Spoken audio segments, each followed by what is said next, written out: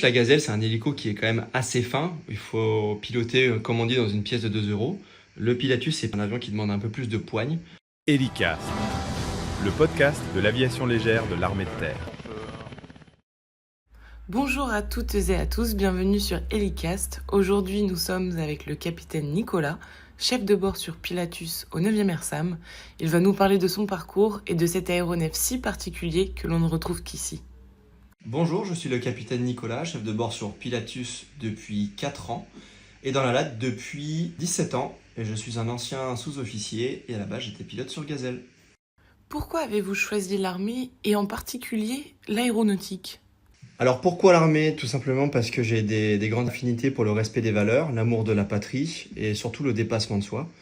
Et ensuite le métier de pilote aussi dans l'armée, parce que je suis un passionné de véhicules en général et surtout je trouve que l'aviation a une grande histoire et je voulais y entrer. Et comment se passe la sélection pour devenir pilote ? Alors dans un premier temps, il faut effectuer des tests au CSO pour devenir militaire, rentrer tout simplement dans l'armée. Dans ce test, il y a aussi un test d'anglais qu'il faut réussir. Si on arrive à réussir ce test, on est ensuite envoyé au test à LAT qui se situe à Tours. Et ces tests sont assez sélectifs puisque vous allez passer plusieurs simulateurs. Un test psycho, il y a un entretien aussi avec un chef pilote.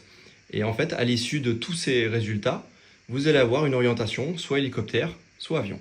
Pouvez-vous nous expliquer la formation d'élèves pilotes sur Pilatus ? Dans un premier temps, il faut effectuer la période de 8 mois à Couët-Quidan pour sortir aspirant et chef de section. Et ensuite, on rentre dans le bain puisque la formation avion théorique et pratique commence. Donc la formation théorique se fait pour passer le CPLA qui vous permettra ensuite de passer sur la formation pratique qui est effectuée dans une école civile.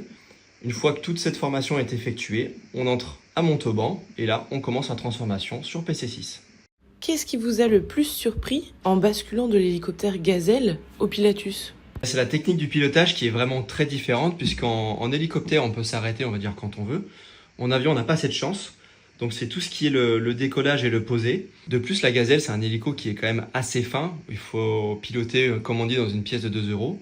Le Pilatus, c'est un avion qui demande un peu plus de poigne. Donc on va dire que c'est la chose qui m'a le plus surpris en passant sur avion, notamment sur le PC6. Pouvez-vous nous décrire un petit peu plus en profondeur cet avion, le Pilatus ? Bien sûr, le Pilatus PC6, c'est un avion à hélice, à aile haute et à train classique. À train classique, c'est-à-dire que le train principal se trouve devant et on a la petite roulette qui se trouve à l'arrière. C'est un avion qui est capable de poser, de décoller très court sur des pistes sommaires. Ce qu'on dit par piste sommaire, c'est des pistes en herbe, des pistes mal préparées, pistes en terre, par exemple comme on a pu connaître au Mali. Et c'est un avion qui est très modulable et surtout rustique. Et qu'est-ce qu'un avion rustique ? Quelles sont ses particularités ? C'est un avion qui est surtout très simple et très fiable. Ce qu'on sous-entend par ça, c'est-à-dire qu'il est facilement réparable, il tombe très peu en panne. C'est souvent caractéristique des avions d'ancienne génération.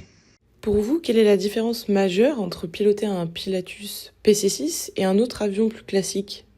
La grande différence se fait surtout sur l'atterrissage et le décollage, puisque comme j'en parlais tout à l'heure, le Pilatus PC6 est un train classique, opposé, on va dire, au train tricycle. Le train tricycle, c'est un avion qui a le train principal à l'arrière et la roulette à l'avant. Sur le Pilatus, c'est l'inverse. Donc ça demande beaucoup de finesse pour le poser, beaucoup de finesse aussi pour le décoller. Il faut être assez réactif et assez franc sur les commandes. Donc ça, pour moi, ça a vraiment été une épreuve au début. Et après, par rapport à un avion classique, on est quand même sur un avion qui fait plus de 500 chevaux, donc qui est capable de décoller et d'atterrir très court. Ça, peu d'avions sont capables de le faire. On ne retrouve cet avion qu'au 9e régiment de soutien aéromobile et dans aucun autre régiment de la LAT. Pourquoi, selon vous ? Alors, le PC6 effectue des missions qui sont bien différentes des hélicoptères de combat ou de transport. C'est un avion qui est vraiment multi-rôle. C'est un couteau suisse et il sert au 9e régiment de soutien aéromobile, principalement pour du soutien.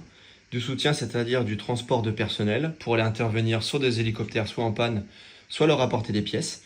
Mais pas que, puisqu'il peut aussi effectuer du largage de parachutistes, que ce soit en entraînement ou en opérationnel, du largage de petits colis, et encore des missions de renseignement, que ce soit de la photo ou du renseignement électromagnétique. Nous allons maintenant rentrer plus en détail dans les missions du Pilatus.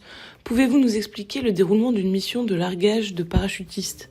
Alors pour préparer une mission de largage de parachutistes, en général, on reçoit 8 jours avant de la part justement de l'unité qui va sauter, un petit briefing avec les fréquences et les particularités du terrain, de la zone, puisqu'il faut savoir que chaque régiment de parachutistes a une zone sur laquelle il peut travailler, mais il peut très bien se déployer sur un autre terrain.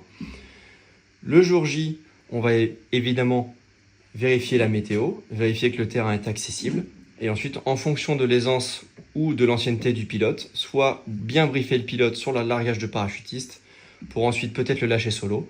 Et si c'est 2 pilotes expérimentés, on pourra s'alterner sur la séance, c'est-à-dire qu'un pilote pourra larguer pendant que l'autre se repose, ce qui nous permet d'effectuer un temps de vol beaucoup plus long.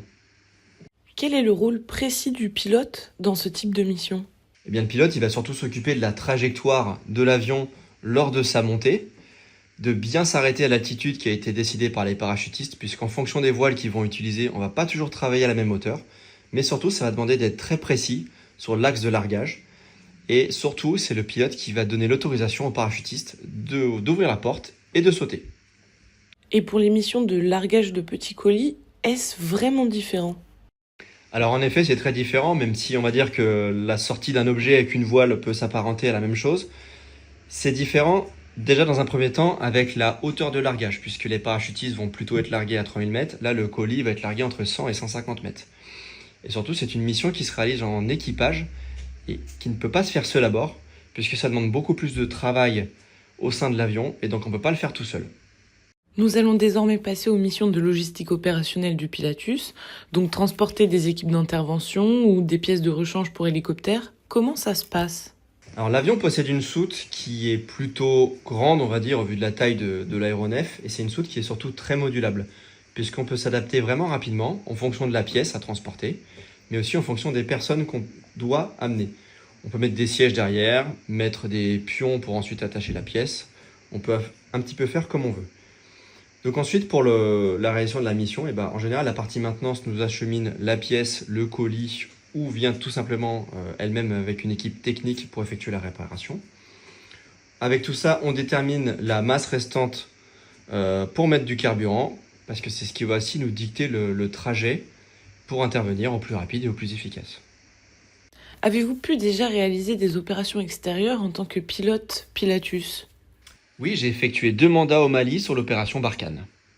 Sur ces opérations extérieures, qu'est-ce que le Pilatus apporte qu'un autre avion ne pourrait pas apporter ? Alors c'est un avion qui permet vraiment de poser partout, et on va en revenir aussi à ce qu'on disait tout à l'heure, c'est sa rusticité, sa fiabilité. Il est très rarement en panne, donc on peut toujours compter sur lui. Il a aussi une très grande autonomie puisque nos avions sont équipés avec 2 réservoirs auxiliaires qui doublent quasiment le temps de vol.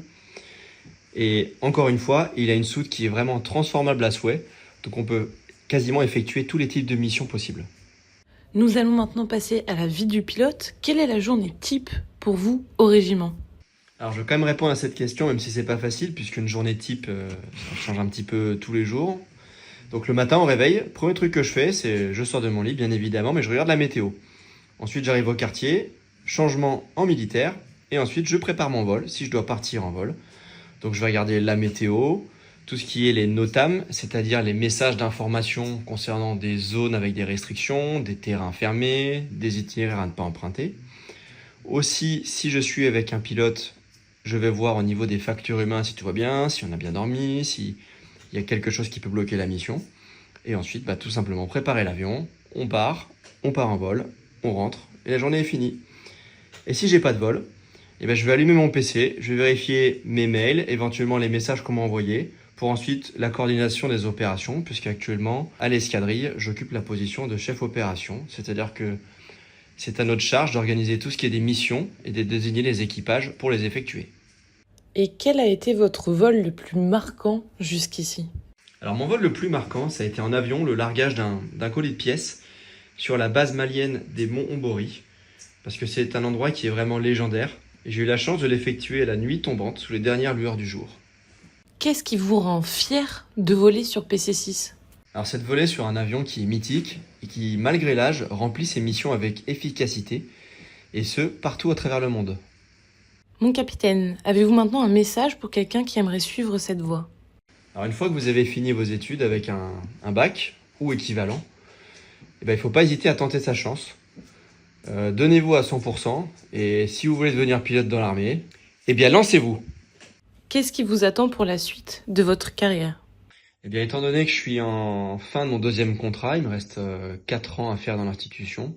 Donc je souhaiterais passer moniteur.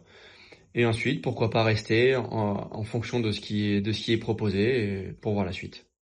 Pour terminer, donnez-nous un mot qui résume pour vous le PC6. Indispensable. Cet épisode touche à sa fin. Merci mon capitaine pour ce partage d'expérience. Merci à vous qui nous écoutez et qui prenez le temps de vous intéresser à ces parcours. Vous pouvez nous retrouver sur Spotify, YouTube, DevTube et le site de la Latte. On se retrouve très bientôt pour un nouvel épisode sur Elicast, le podcast de la Latte.